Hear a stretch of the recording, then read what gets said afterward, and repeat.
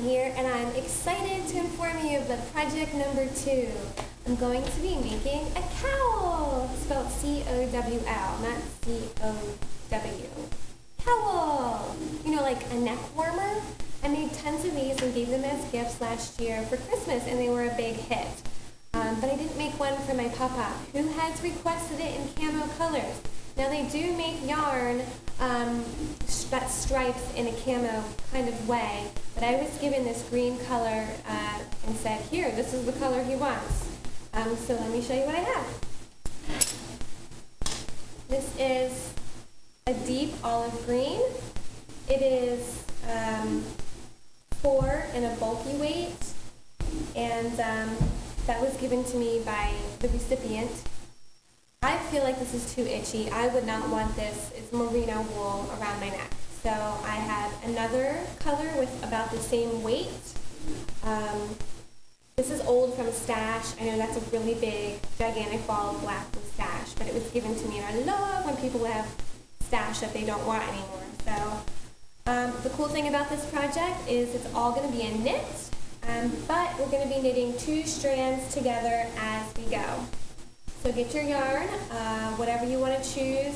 It will affect the size of your cowl. So if you're going to be knitting along with me, I would choose something along the weight of 4, and you can find out the weight of your yarn. This is actually medium.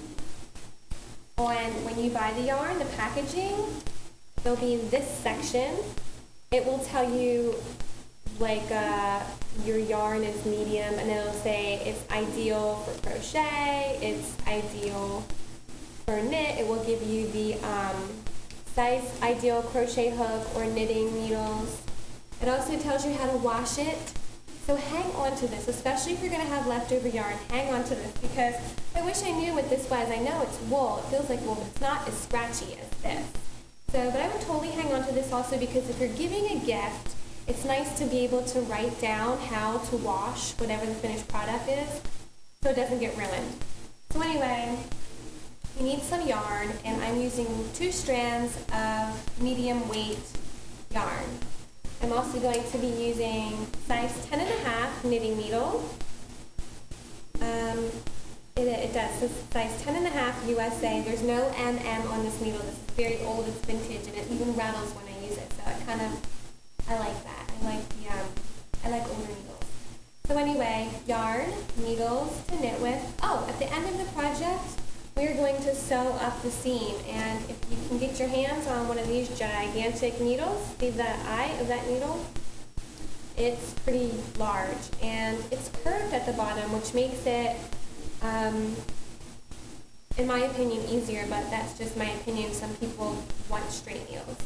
So let's see, you need yarn, needles, a sewing needle, and a trusty pair of scissors. That's all you're going to need for project number 2. What we're going to do is cast on 60 stitches.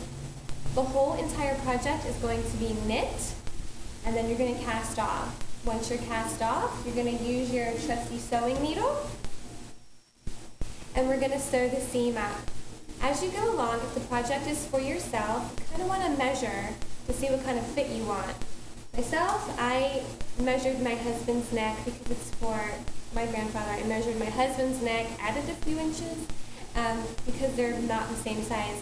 And as I go, I'm going to kind of measure along my husband's neck because my grandfather lives 2.5 hours away. So I'm excited for the next project. I hope you are too. If you're getting it along, please leave a comment down below and let me know what colors you're going to be using, and let me know too if you have a question about using a bulkier, chunkier weight of yarn and size-wise on needles.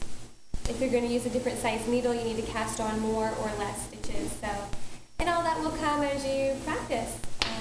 But until next time, happy knitting, and I'll be filming some tutorials along the way, and I'll let you know how it turns out. Take care, and until next time, happy knitting.